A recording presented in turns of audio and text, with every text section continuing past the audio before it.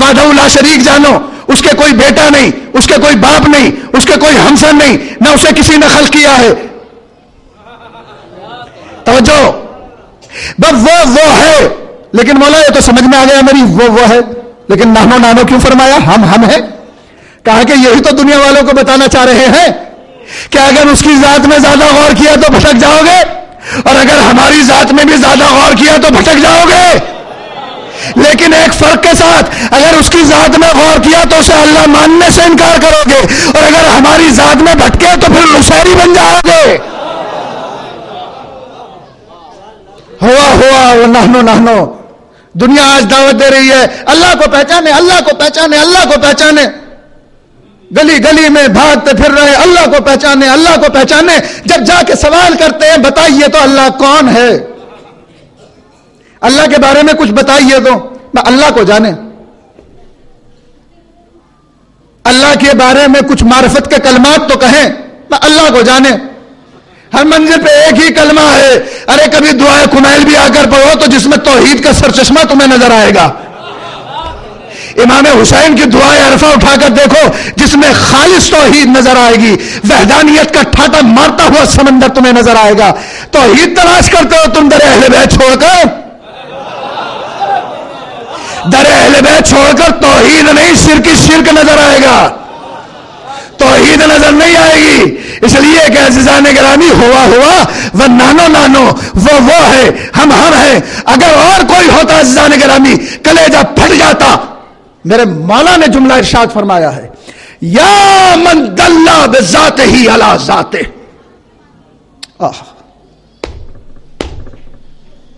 کائنات کے امیر نے ارشاد فرمایا، یا من دل بذاتہ علی ذاتہ.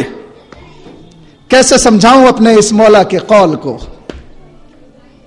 میرے مولا تیری فصاحت و بلاغت پہ قربان ہو جاؤں. ہم نے اللہ کو کیسے پہچانا؟ آثار کے ذریعے سے اللہ کو ہم نے پہچانا ہے. سورج کو دیکھا تو اللہ کو پہچانا، چاند کو دیکھا تو اللہ کو پہچانا، ستاروں کو دیکھا تو اللہ کو پہچانا. یعنی اس کے آثار کے ذریعے، اس کی مخلوق کے ذریعے ہم نے اسے پہچانا ہے. لیکن عزیزان گرامی انصاف کیجئے گا میرے ساتھ، اول ما خلق اللہ نوری، جس کی پیدائش چاند سے پہلے ہو، جو سورج سے پہلے خلق کر دیا گیا ہو، زمین جس کے بعد ماریز وجود میں آئی ہو، وہ اللہ کو کیسے پہچانے؟ اور پروردگار عالم کے جب قصیدہ خوانی کی ہے اہل بیت کی تو حدیث قصہ میں یہی تو کہا تھا نا، وعزتی وجلالی انی ما خلقت السماء مبنیہ ولا ارضا مدحیہ ولا قمرا منیرا ولا شمسا مضیہ ولا فلکا یدور ولا بحرا یجری. اب عزیزان گرامی پورے قرآن کریم میں آپ دیکھتے چلے جائیے، اس وحدہ لا شریک نے کسی بھی منزل پہ اپنی عزت و جلالت کی قسم نہیں کھائی. کبھی کہا والتین کی قسم، والزیتون زیتون کی قسم، کبھی طور سینا کی قسم کھائی، والقلم کبھی قلم کی قسم کھائی، کبھی علی کے گھوڑے کے پیروں سے اٹھنے والی چنگاری کی قسم کھائی، کبھی اس ستارے کی قسم کھائی جو دیر سیارہ پہ آ کے جھکا. لیکن پورے قرآن کریم میں قاری صاحب، حافظ صاحب، مولانا صاحب، مفتی صاحب، میں چیلنج کر رہا ہوں کسی ایک منزل میں، کسی ایک آیت میں آپ لا کر دکھائے کہ اللہ نے پورے قرآن میں کہیں اپنی عزت و جلالت کی قسم کھائی ہو. نہیں، پورے قرآن میں اس وحدہ لا شریک نے نہ اپنی عزت کی قسم کھائی نہ اپنی جلالت کی قسم کھائی. لیکن جیسے ہی اہل بیت کا مسئلہ آیا، وعزتی وجلالی، مجھے اپنی عزت کی بھی قسم ہے، اپنی جلالت کی بھی قسم ہے. میں نے دریاؤں میں روانی عطا نہیں کی، میں نے چاند کو ضیاء نہیں بخشی، میں نے سورج کو روشنی عطا نہیں کی، مگر ان کی محبت میں شیراز ہند میں پڑھ رہا ہوں اور ماشاءاللہ شاداب سماعتیں بیٹھی ہوئی ہیں. اب دیکھتا ہوں کہ کون خاموش رہتا ہے اہل بیت کی فضیلت پر.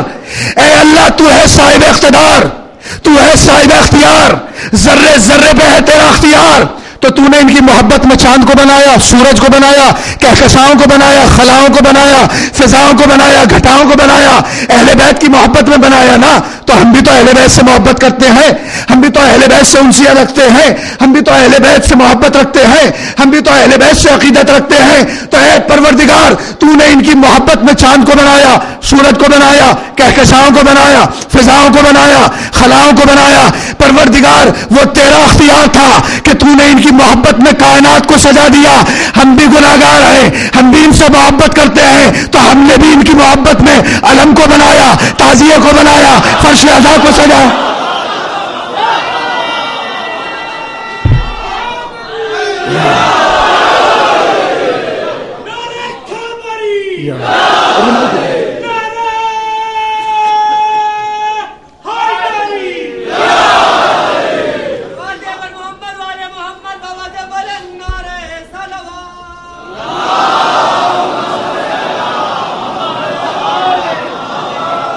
یا من دل بذاتہ علی ذاتہ. اب آئے گا آپ کی سمجھ میں یہ جملہ اور اب لطف اندوز ہوں گے آپ.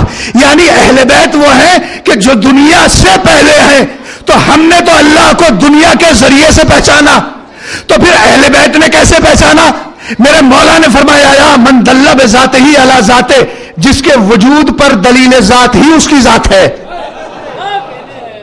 میرے مولا نے نہج بلاغہ میں بالکل آسان کر دیا کہ ہم وہ ہیں کہ جس نے اللہ کو اللہ کے ذریعے سے پہچانا ہے. اب دنیا نہ کہے کہ محمد ہم جیسے، محمد ہم جیسے، محمد ہم جیسے. محمد میں اور امت میں یہی فرق ہے. ہم وہ ہیں کہ جو دنیا کے ذریعے سے اللہ کو پہچانتے ہیں، اور محمد و آل محمد وہ ہے جو اللہ کے ذریعے سے اللہ کو پہچانتے ہیں. صلوات پڑھے نا محمد و آل محمد پر.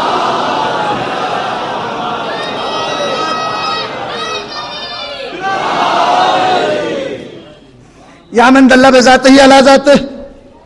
تو توحید پہ ہمارا یہ عقیدہ ہے. اب عزیزان گرامی، اتنے محترم مجمع میں پیغام دیے بغیر تو آگے بڑھتا ہی نہیں ہوں، میری پرانی عادت ہے. دیکھیے گا عزیزان گرامی، آج کل ایک بیماری چل رہی ہے، جگہ جگہ پڑھ رہا ہوں میں آج کل اس بات کو. صدر صاحب، یہ بیماری پورے ہندوستان میں پھیل رہی ہے وائرس کی طریقے سے. بیماری کیا ہے؟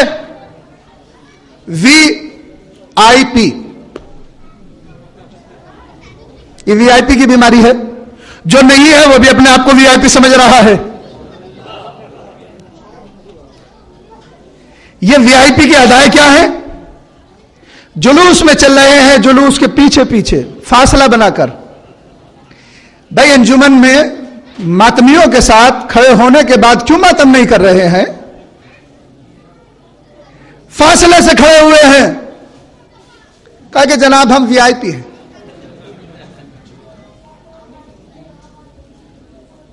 اچھا آپ VIP ہیں؟ انجمنیں ماتم کر رہی ہیں، رات بھر ماتمدار ماتم کر رہے ہیں، یا حسین کی صدائیں بلند ہو رہی ہیں. وہ بالکل الگ تھلگ کونے میں یا باہر بالکل الگ کھڑے ہوئے ہیں تاکہ ہم مجمع سے الگ نظر آئے. آپ الگ کیوں کھڑے ہوئے ہیں؟ کہا کہ جناب ہم VIP ہیں. اللہ آپ کو کہیں VIP نہ بنا دے. مجمع میں بیٹھے ہیں، داد نہیں دیں گے. میرا مجمع تو الحمدللہ بڑی داد دے رہا ہے، میں تو اس مجمع کی بات کر رہا ہوں. مجمع میں بیٹھے ہیں، داد نہیں دیں گے. کہا کہ کیوں؟ کہا کہ ان پڑھ لوگ ہیں، کم پڑھے لکھے ہیں. تو عزیزان گرامی، اگر آپ پڑھے لکھے زیادہ ہیں تو آپ کی سمجھ میں زیادہ اہل بیت آنے چاہیے. اور اگر بیچارے نے کسی نے اتفاق سے نعرہ لگا بھی دیا، ایسا محسوس ہوگا کہ جیسے اس نے کوئی جرم کر دیا ہو. بھائی یہ یا علی ماں کی طہارت کی دلیل ہے.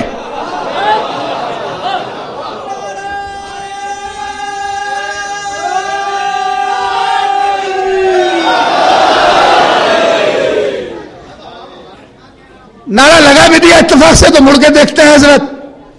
کہا کہ یہ تو جو بیوقوف قسم کے لوگ ہوتے ہیں، جاہل طبقہ جو ہوتا ہے، جو ان پڑھ طبقہ ہوتا ہے، جو بے ہوش ہوتے ہیں، وہ علی علی کرتے رہتے ہیں.